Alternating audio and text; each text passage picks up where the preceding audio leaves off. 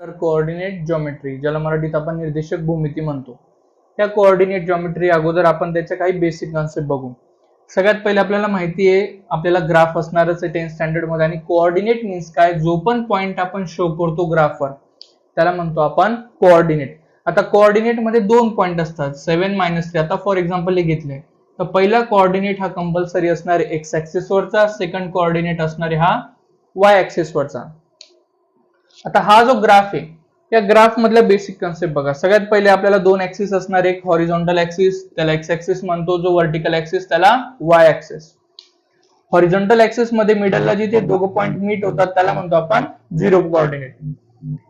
Right साइडला होतं 1 2 3 4 5, left साइडला निगेटिव्ह मध्ये येतात -1 2 3 4 5.